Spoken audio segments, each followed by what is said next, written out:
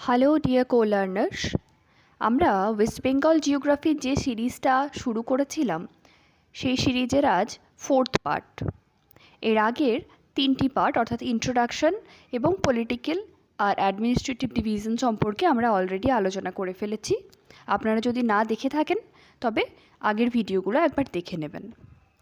ওকে, আজকে আমরা physical division of West বেঙ্গলটা শুরু করছি।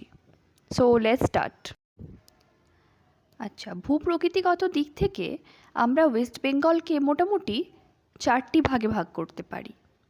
আচ্ছা, প্রথমেই বলে দিই, এই যে আমি বলছি 4টি ভাগে ভাগ করতে পারি, বিভিন্ন বইয়ে বা বিভিন্ন জায়গায় বিভিন্ন রকম পার্টটা দেখা যায়। অনেকে 5টা ভাগে বিভক্ত করেন, অনেকে আবার 7টি ভাগেও বিভক্ত করে থাকেন। সো আমরা আমাদের পড়ার সুবিধের জন্য 4টি ভাগে বিভক্ত করব, কারণ যত বেশি পাঠ করব তত বেশি গুলিয়ে যাওয়ার ভয় থাকবে বিষয়গুলো। আমরা হিমালয়ান মাউন্টেন রেঞ্জ, তার সঙ্গেই ডুয়ার্স অ্যান্ড তারাই রিজিয়নটাকে একসঙ্গে করে নেব, একসঙ্গে একটাই পার্টে করে নেব, হিমালয়ান আর নর্দার্ন মাউন্টেন নামে। ওকে, তেমনি সেকেন্ড পার্টটার মধ্যে রার রিজিয়ন আর ওয়েস্টার্ন প্ল্যাটুকে আলাদা করে না পড়ে একসঙ্গেই পড়ে নেব। তাতে কি হবে, আমরা ইন ডিটেলস সব জানবো, এক্সাম পার্সপেক্টিভ থেকে সমস্ত কিছুই জানবো, কিন্তু গুলিয়ে যাওয়ার ভয়টা কম থাকবে। যত বেশি আমরা পার্ট পড়বো তত বেশি গুলিয়ে যাওয়ার ভয় থাকবে।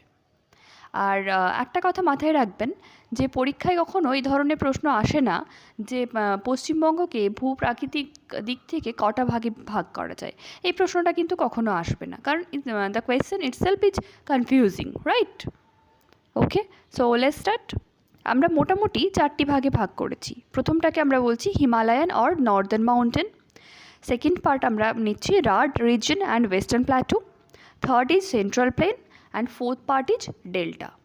আচ্ছা, প্রথম পার্ট অর্থাৎ হিমালয়ান নর্দার্ন মাউন্টেন যেটা, সেটা মোটামুটি ওপর দিকের, মানে দার্জিলিং, জলপাইগুড়ি কিছু পার্ট আর কালিম্পং নিয়ে। তারপরের একেবারে হিমালয়ের পাদদেশীয় অঞ্চল থেকে আমাদের 24 পরগনা পর্যন্ত অংশ মোটামুটি পুরোটাই আমাদের সেন্ট্রাল প্লেনের মধ্যে আসছে।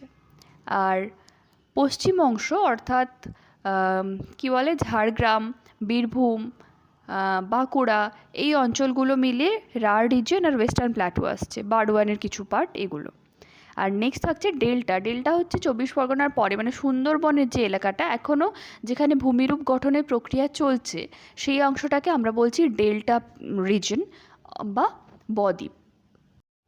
ওকে, তো তাহলে আজকে আমরা যেটা পড়বো সেটা হচ্ছে হিমালয়ান মাউন্টেন। যেটা হিমালয়ান মাউন্টেনটা কোন কোন জেলাকে আমাদের কভার করছে সেটা হচ্ছে দার্জিলিং, কালিম্পং এবং পার্ট অফ জলপাইগুড়ি। জলপাইগুড়ির কিছু অংশকে কিন্তু কভার করছে হিমালয়ান মাউন্টেন রেঞ্জ।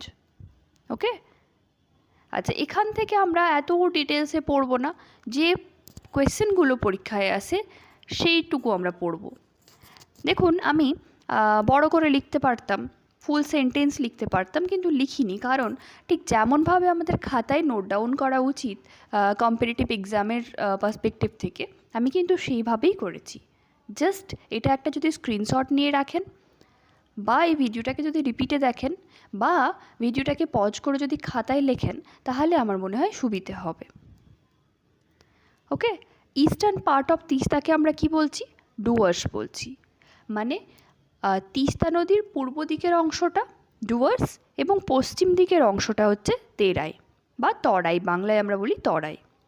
আচ্ছা, ইস্টার্ন পার্টকে আমরা ডুয়ার্স বলছি। এটা মনে রাখার একটা শর্ট ট্রিক হচ্ছে, ইস্টার্নের থেকে ই আর ডুয়ার্সের থেকে ডি, ইডি। এই ইডি কথাটার সঙ্গে তো আমরা প্রত্যেকেই পরিচিত। ইডি কথাটা যদি মনে থাকে তাহলে আমরা মনে রাখতে পারবো তিস্তার ইস্টার্ন পার্ট ইজ ডুয়ার্স। তো বাই ডিফল্ট ওয়েস্টার্ন পার্টটা কী হয়ে যাবে? তরাই। ওকে, আচ্ছা, এই ডুয়ার্স অঞ্চলটাকে আমরা আবার দুটো ভাগে ভাগ করছি। একটাকে আমরা বলছি ওয়েস্টার্ন ডুয়ার্স, আর একটাকে আমরা বলছি ইস্টার্ন ডুয়ার্স। অর্থাৎ ডুয়ার্সটা কিন্তু একদম পশ্চিমবঙ্গ থেকে আসাম পর্যন্ত বিস্তৃত, ফলে পশ্চিমবঙ্গের দিকটা, মানে পশ্চিম দিকের অংশটাকে আমরা বলছি পশ্চিম ডুয়ার্স, আর আসামের পাটটাকে আমরা বলছি ইস্টার্ন ডুয়ার্স। আচ্ছা, নেক্সট আমরা দেখব একদম বেসিক, যেখান থেকে প্রশ্নটা আসে শুধু সেইটুকু আমি তুলে দিয়েছি।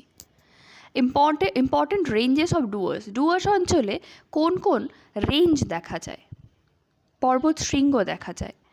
একটা হচ্ছে Durbindara range, next is Dooars range. Dooars range নামেরই একটা রেঞ্জ রয়েছে। আচ্ছা, তরাই অঞ্চলে তাহলে কোন কোন রেঞ্জেস রয়েছে? Singalila range and Dowhill range.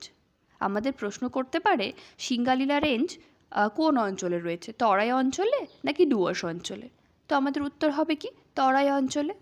Okay, next পড়ব highest peak of West Bengal. এটা আমরা প্রত্যেকেই জানি, ছোটোবেলা থেকে পড়ে আসছি। ওয়েস্ট বেঙ্গলের হাইয়েস্ট পিক হচ্ছে সান্দাকফু। সান্দাকফুর উচ্চতা কত? 3630 মিটার, 3630 মিটার। আচ্ছা, এটা একটু বলে রাখি, এটা বিভিন্ন জায়গাতে আমরা দেখি 3636 মিটার পাওয়া যায়, কিন্তু বিভিন্ন সোর্স মোতাবেক যেটা আমি পেয়েছি সেটা হচ্ছে 3630 ইজ অ্যাকিউরেট। ওকে, আচ্ছা, এই সান্দাকফু কোথায় রয়েছে? সিঙ্গালীলা রেঞ্জে রয়েছে। তাহলে সান্দাকফুটা তরাই অঞ্চলের মধ্যে বিলং করছে। Okay, second highest peak of West Bengal is Phalut, সেটা 3596 মিটার। অ্যান্ড থার্ড হাইয়েস্ট, এই হাইয়েস্ট স্পেলিংটা একটু গন্ডগোল আছে, একটু ঠিক করে নেবেন কাইন্ডলি। তো third highest peak is Sabargram, এটা 3545 মিটার। ওকে, আচ্ছা, নেক্সট একটা কোয়েশ্চেন যেটা আমরা দেখব, আমাদেরকে এটা সাধারণত আমরা তো গ্রুপ সি ডি এর জন্য মেনলি পড়ছি, এসএসসি গ্রুপ সি আর ডি এর জন্য। এখানে এত ডিটেলসে কোয়েশ্চেন্স আসে না, এটা মেনলি বিসিএস লেভেলের কোয়েশ্চেন, ডাব্লিউবিসিএস মেইনসে আসতে পারে। সেটা হচ্ছে নর্থ থেকে সাউথের দিকে রেঞ্জগুলোকে সাজাতে দিতে পারে। তো সব থেকে ওপরের, আমরা জানি সান্দাকফু হাইয়েস্ট পিক, ফলে আমাদের মাথায় থাকবে বোধহয় সব থেকে উত্তরে রয়েছে। না, সব থেকে উত্তরে রয়েছে ফালুট, দেন সবরগ্রাম, দেন সান্দাকফু, দেন টংলু, নর্থ টু সাউথ এরকম। ফলে যারা ওই ট্রেকিংয়ে যায় তারা কিন্তু টংলু হয়ে দেন সান্দাকফু যায়। ওকে, আচ্ছা, নেক্সট আমরা সিঙ্গালীলা রেঞ্জ সম্পর্কে একটু জানবো। এখান থেকে কোয়েশ্চেন্স আছে। সিঙ্গালীলা রেঞ্জটা মেনলি নর্থ টু সাউথ, মানে উত্তর দক্ষিণ দিকে বিস্তৃত। পূর্ব পশ্চিম দিকের বিস্তার কম, উত্তর দক্ষিণে মানে পাহাড়গুলো শৃঙ্খলিত অবস্থায় রয়েছে। আচ্ছা, এই সিঙ্গালীলা রেঞ্জ থেকে তিনটে কোয়েশ্চেন্স আসতে পারে। একটা হলো নেপাল আর দার্জিলিংয়ের মধ্যে বর্ডারের কাজ করছে সিঙ্গালীলা রেঞ্জ। স্পেসিফিক্যালি যদি জিজ্ঞেস করে, নেপালের ইলাম ডিস্ট্রিক্ট অ্যান্ড দার্জিলিংয়ের মধ্যে বর্ডারের কাজ করছে সিঙ্গালীলা রেঞ্জ।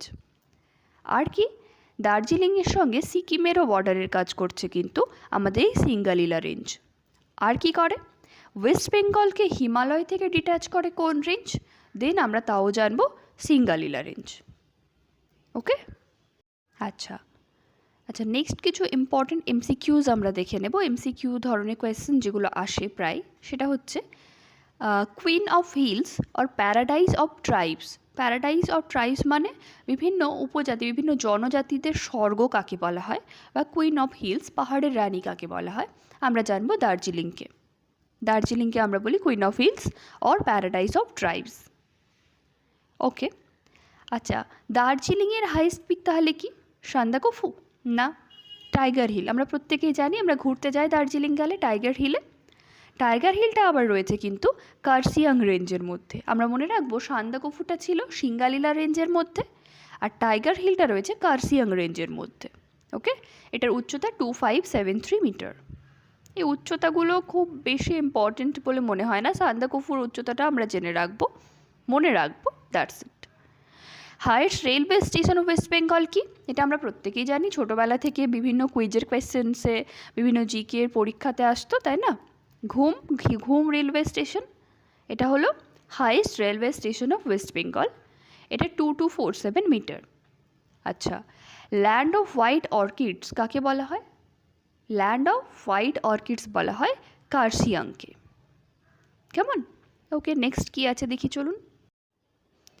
আচ্ছা, দার্জিলিংয়ে মোংপু বলে একটা জায়গা আছে। এই মোংপু জায়গাটার সঙ্গেও কিন্তু আমরা ছোট থেকে পরিচিত।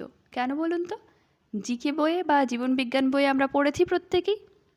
সেটা সিংকোনা কাল্টিভেশন, সিংকোনা চাষের জন্য কিন্তু মোংপু জায়গাটা আমাদের সকলের কাছে পরিচিত।